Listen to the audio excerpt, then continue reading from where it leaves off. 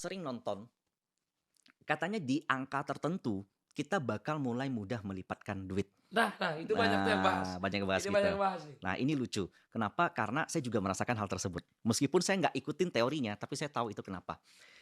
Mungkin di Indonesia, begitu kita udah punya 1 miliar, itu kita udah jauh di atas rata-rata.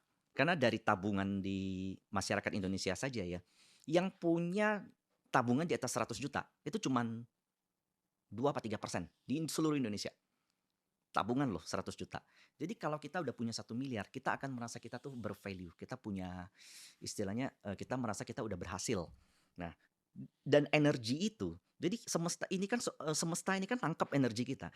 Kita bangga kita punya 1 miliar, kita protect uang kita 1 miliar, kita kemana-mana pun berpakaian lebih rapi, kita obrolan kita pun lebih edukatif, lebih lebih kita cari relasi pun pasti jauh lebih mudah.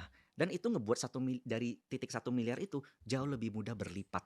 Jadi sebenarnya kalau bagi saya mungkin di angka sekarang 1 sampai 10 miliar itu akan jauh lebih mudah berlipat. Bukan masalah nominalnya, tapi emosi kita karena kita merasa kita udah berhasil. Kita lebih confident, Lebih stabil ya. lebih stabil juga. Karena kalau kamu udah punya 1 atau 10 miliar, at least hidup kamu aman untuk beberapa waktu kan. Jadi kamu nggak pikirin, nggak khawatir, nggak numpuk energi khawatir mas. Banyak orang tuh numpuk energi khawatir. Cicilan, besok saya masih bisa kerja nggak? Tahun depan harus bayar ini gimana? Nanti harus cicil rumah gimana? Semakin kita pikirkan, kita menumpuk terus kita menumpuk terus energi kekhawatiran, dan inilah problem dari negara yang penduduknya banyak. Ada namanya middle income trap. Nah, kita sedang berada di posisi itu.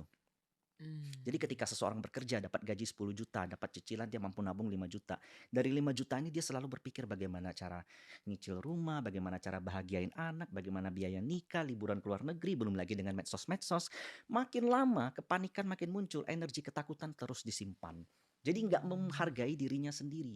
Tapi once lu udah punya 1 miliar, kamu udah mulai mengkomparasikan dirimu dengan orang lain, maksudnya dengan kondisi, wah ternyata saya termasuk orang yang 1% nih. Saya masuk golongan 1% nih di ini. Makanya memang hard truth adalah kenapa makin banyak orang susah tuh makin susah, sementara orang yang kaya gapnya tuh makin jauh.